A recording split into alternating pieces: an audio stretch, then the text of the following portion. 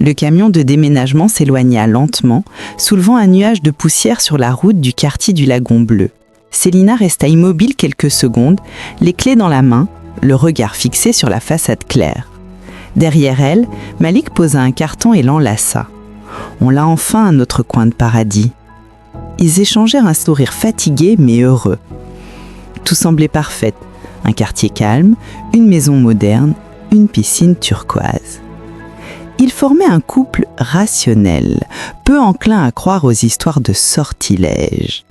La première nuit, pourtant, Célina fit un rêve troublant. Elle se voyait dans une maison inconnue, portant un tablier nettoyant le sol. Dans le salon, une autre femme portait sa robe et riait avec son mari. Elle se réveilla en sursaut, le cœur battant. « J'ai fait un rêve horrible », murmura-t-elle. Malik, à moitié endormi, tenta de la rassurer. « C'est juste le stress du déménagement, dors ». Mais Célina resta éveillée jusqu'à l'aube, hantée par cette sensation d'avoir été remplacée. Le lendemain, alors que Malik était parti, on frappa à la porte. Une femme d'une trentaine d'années se présenta, un sourire doux aux lèvres. « Je m'appelle Liora, j'habite un peu plus bas. Je cherche du travail, ménage, entretien, et j'aime bien m'occuper des piscines. » Cette dernière phrase fit frissonner Célina sans qu'elle sache pourquoi. Hésitante, elle prit le numéro de Liora. Le lendemain, la jeune femme commença à travailler. Silencieuse, efficace, presque trop à l'aise. Elle semblait connaître la maison mieux que ses propriétaires, comme si elle y avait déjà vécu. Et souvent, ses yeux restaient fixés sur l'eau turquoise du bassin, un sourire imperceptible au coin des lèvres. Ce soir-là, Célina sentit un malaise étrange. Tout paraissait en ordre, mais quelque chose d'invisible venait d'entrer dans leur vie. Petite pause dans le récit. Depuis quel pays regardez-vous cette vidéo? Dites-le nous en commentaire. Et si vous souhaitez me motiver à raconter plus d'histoires captivantes, aimez la vidéo et abonnez-vous. Allez, on reprend l'histoire. Les premiers jours passèrent sans incident. Liora travaillait vite, sans bruit, presque invisible. Malik la trouvait parfaite. Mais Célina, elle, observait chaque geste. Quelque chose dans le comportement de cette femme la troublait. Liora ouvrait les bons tiroirs sans chercher, connaissait déjà les produits, les clés, les coins de la maison. Et souvent, quand elle passait devant la baie vitrée, son regard restait figé sur la piscine, longuement, comme si l'eau l'appelait. Un soir, alors que le soleil déclinait, Célina la surprit dehors, agenouillée près du bassin. Elle parlait à voix basse, les mains jointes, un chapelet noir entre les doigts. Quand leurs regards se croisèrent, Liora se contenta de sourire calmement. « Je priais un peu, madame. L'eau me calme. » Célina resta muette. Les jours suivants, des objets commencèrent à disparaître. Une serviette, un bracelet, puis un t-shirt de Malik. Célina en parla à son mari, mais il haussa les épaules. « Tu exagères, dit-il. Tu n'acceptes pas qu'une autre femme s'occupe de la maison. » Ces mots la blessèrent. Pourtant, elle savait que quelque chose n'allait pas. Liora prenait peu à peu ses aises. Son regard, sa voix, son assurance, tout changeait. Un matin, alors que Célina prenait son café, Liora déclara soudain « Vous avez de la chance, madame. Les maris fidèles sont rares. » Célina la fixa, glacée. Mais Liora reprit calmement son travail, le sourire aux lèvres. Cette nuit-là, Malik fit un cauchemar. Il se redressa brusquement, haletant. « J'ai rêvé que j'étais mariée à Liora », murmura-t-il. Célina resta pétrifiée. C'était exactement le rêve qu'elle avait fait la première nuit. La nuit s'étirait lentement sur le Lagon Bleu. Célina ne trouvait plus le sommeil depuis le cauchemar de Malik. Vers 1h du matin, elle entendit un bruit dehors, comme un murmure étouffé. Elle se leva, traversa le salon plongé dans la pénombre et s'approcha de la baie vitrée. Dehors, Liora était agenouillée au bord de la piscine. Ses lèvres bougeaient dans une prière silencieuse, ses doigts glissant sur le chapelet noir. Puis, soudain, son corps se mit à trembler, sa peau sembla se couvrir d'écailles sombres, ses jambes se fondirent l'une dans l'autre, formant une longue queue luisante. En quelques secondes, elle n'était plus tout à fait humaine. Sous les yeux horrifiés de Célina, Liora plongea dans l'eau turquoise. Des remous violents éclatèrent, puis tout redevint calme, comme si rien ne s'était passé. Célina cria le nom de son mari. Malik accourut, encore endormi. Elle le tira dehors, tremblante. Mais quand ils arrivèrent, la piscine était paisible. Aucune trace de Liora. Malik la regarda, inquiet. « Il n'y a rien, Célina, tu fais un cauchemar. » Elle insista, voulut le conduire dans la chambre de la domestique. Là, sous les draps bien tirés, Liora dormait profondément, respirant avec une étrange sérénité. Célina sentit ses jambes flancher. C'était impossible. Elle resta figée, incapable de parler, tandis que Malik murmurait doucement que tout allait bien. Mais cette nuit-là, quelque chose s'était brisé. Célina savait désormais que cette femme n'était pas ordinaire. Le lendemain matin, Malik partit faire quelques courses. Célina, seule dans la maison, sentit une urgence brûler en elle. Elle entra dans la chambre de Liora, décidée à comprendre. La pièce était d'un ordre parfait. Rien ne dépassait, pas un grain de poussière. Elle fouilla les armoires, les tiroirs, puis s'agenouilla pour regarder sous le lit.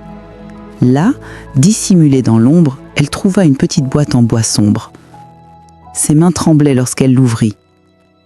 À l'intérieur, elle découvrit un bracelet qu'elle avait perdu, une serviette nouée d'une ficelle rouge et noire et un t-shirt de Malik soigneusement plié. Sous ces objets reposait un papier jauni où étaient écrits quelques mots. « Que ton sang ne cesse de couler jusqu'à ce qu'il te quitte. » Célina sentit sa gorge se serrer. Elle referma la boîte et recula, terrifiée. Cette femme avait volé des morceaux de leur vie, des objets intimes chargés d'énergie, utilisés pour un rituel qu'elle ne comprenait pas. Quand Malik revint, elle voulut tout lui montrer. Mais quand elle rouvrit la boîte, elle la trouva vide. Les objets avaient disparu, rien, pas même un morceau de papier. « Non, ce n'est pas possible », balbutia-t-elle. Malik la regarda avec pitié. « Tu te fais du mal toute seule, Célina. Repose-toi. » Cette nuit-là, elle pleura en silence. Elle savait désormais que Liora n'était pas seulement une domestique, mais une présence liée à quelque chose d'ancien, de plus sombre que ce que la raison pouvait admettre. Le lundi matin, Célina attendait Liora dans le salon. Son cœur battait vite, sa main était moite. Quand la jeune femme entra, souriante comme toujours, Célina sentit un mélange de peur et de colère monter en elle. « Assieds-toi », dit-elle d'une voix tremblante. Je pense qu'il est temps que tu rentres chez toi. Tu as bien travaillé, mais nous n'avons plus besoin de tes services. » Liora resta immobile. Son sourire s'effaça lentement. Ses yeux humides semblaient sincères. « Ne me renvoyez pas, madame, » murmura-t-elle. « Je n'ai nulle part où aller. » Célina détourna le regard. Elle voulait dire la vérité, avouer ce qu'elle avait trouvé, mais les mots restèrent coincés. Quelque chose dans le ton de Liora l'empêchait de parler. Comme si cette femme contrôlait plus que la situation. À ce moment, Malik entra. « Que se passe-t-il ici ?» demanda-t-il calmement. « Je lui ai dit que c'était terminé », répondit Célina d'une voix sèche. Malik fronça les sourcils. « Pourquoi ? Elle travaille bien, elle est sérieuse. Laisse-la finir le mois, ce n'est pas grand-chose. » Liora baissa la tête avec un air de fausse modestie. « Juste jusqu'à la fin du mois, madame. Après, je partirai, » promit-elle doucement. Célina resta figée. Elle voulait dire non, mais son mari lui lança ce regard qui disait tout. « Tu exagères encore, Célina. » Alors, vaincue, elle hocha la tête. « Très bien, jusqu'à la fin du mois. » Liora releva les yeux et esquissa un léger sourire. « Merci, madame, vous ne le regretterez pas. » Mais au fond d'elle, Célina savait déjà qu'elle le regretterait.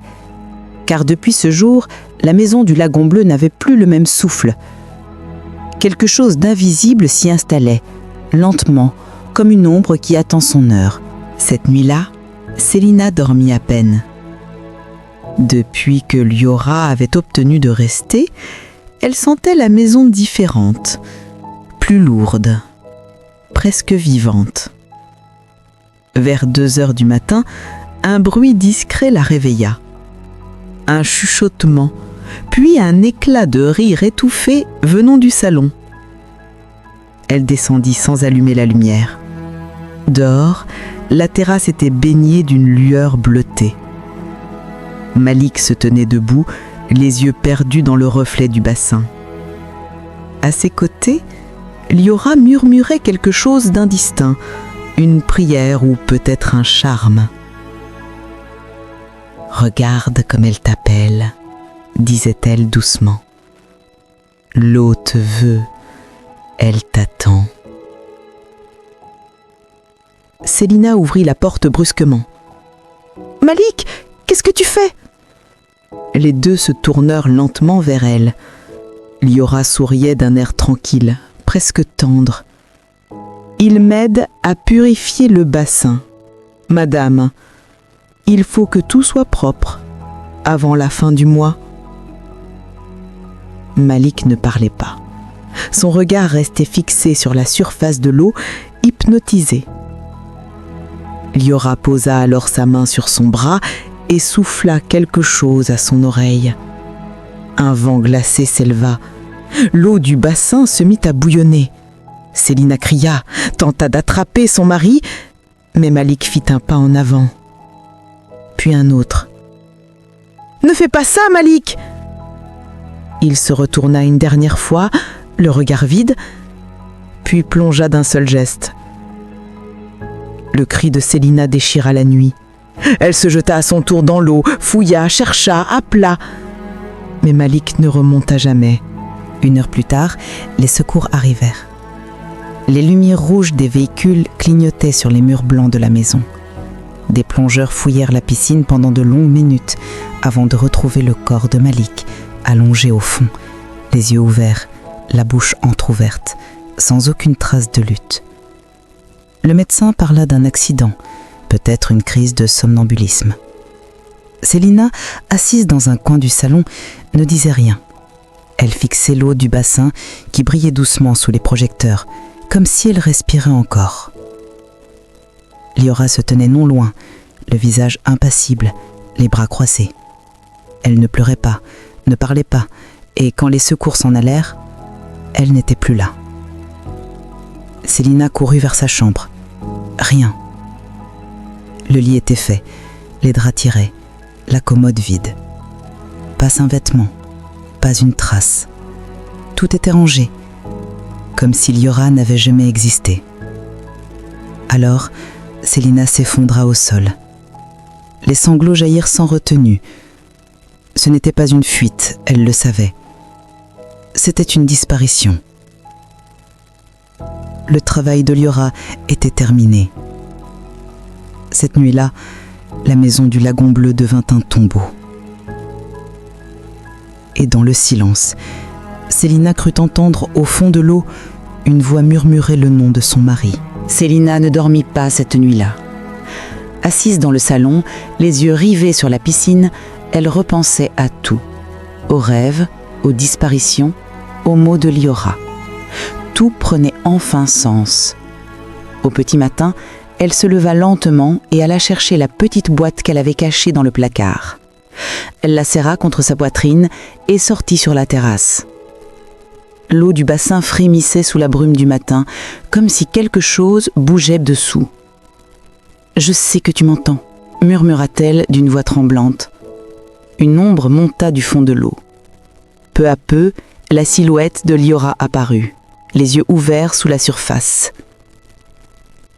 Ses traits étaient déformés par l'eau, presque inhumains.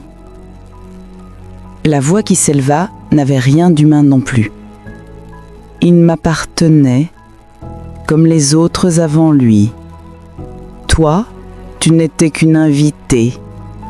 Le vent se leva d'un coup, glacé. Célina leva la boîte et la jeta dans le bassin.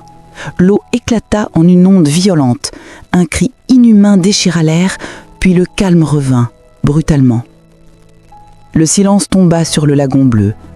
Célina resta là, immobile, le souffle court, certaine d'avoir vu la mort s'éteindre devant elle. Mais au fond d'elle, elle savait que rien n'était vraiment fini. Une semaine après les funérailles, Célina décida de quitter la maison du lagon bleu. Chaque nuit, elle entendait encore le bruit de l'eau, les murmures, les ombres qui glissaient sur les murs. Elle ne supportait plus cette présence. Elle rassembla quelques affaires, ferma les volets et fit un dernier tour du jardin. Le bassin semblait calme, presque innocent. Pourtant, quand elle s'en approcha, une légère ondulation parcourut la surface, comme un souffle vivant. Célina détourna les yeux et partit sans se retourner. Des mois plus tard, la maison fut revendue. Le prix bas attira un jeune couple venu de la capitale. Le promoteur leur parla vaguement d'un ancien drame, puis leur assura que tout avait été rénové. Les nouveaux propriétaires tombèrent sous le charme de la terrasse et de la piscine bleutée. Le lendemain de leur installation, alors que la jeune femme rangeait la cuisine, on frappa à la porte. Une silhouette fine se tenait sur le seuil, un sourire doux au visage. « Bonsoir », dit-elle calmement. « Je m'appelle Liora. On m'a dit que vous cherchiez quelqu'un pour l'entretien. » Le mari, sans méfiance, lui répondit qu'elle pouvait entrer. Et pendant qu'il la conduisait vers la terrasse, une onde légère traversa la surface du bassin, suivie, l'espace d'un instant, par deux yeux sombres qui observaient depuis le fond. Depuis ce jour, la maison du lagon bleu sembla retrouver son calme. Les nouveaux habitants vivaient paisiblement, ignorant les murmures qui flottaient parfois dans la nuit. Personne ne parla jamais des disparitions passées, ni de l'étrange frisson qui traversait parfois l'eau sans raison. Mais au fond du bassin, sous la lumière bleutée, une ombre veillait, une silhouette féminine, immobile, les yeux ouverts, guettant le reflet d'un autre visage à séduire. Car le mal ne frappe pas toujours à la porte avec fracas. Il entre doucement, avec un sourire, un regard bienveillant, une voix qui apaise. Et quand on le laisse pénétrer chez soi, il s'installe sans bruit, jusqu'à ce qu'il devienne trop tard pour le chasser. Ouvrir sa maison, c'est ouvrir son âme, et toutes les présences ne méritent pas d'y entrer. Refuser de croire à l'invisible ne le rend pas moins réel. Certaines vérités ne se prouvent pas, elles se vivent, et parfois elles se paient au prix du sang. Sous la lune calme, l'eau du lagon bleu frémit à nouveau. Une voix douce s'éleva du fond, presque un murmure. « Je veille !» Et le silence retomba, paisible, trompeur. Leçon de vie. La confiance est un don précieux qu'il faut offrir avec discernement, car tout le monde ne mérite pas d'entrer dans ton intimité. Le mal se cache parfois derrière les visages les plus doux, et le danger naît souvent de ce qu'on refuse de croire. Apprends à écouter ton instinct, car il murmure souvent la vérité que la raison ne veut pas voir,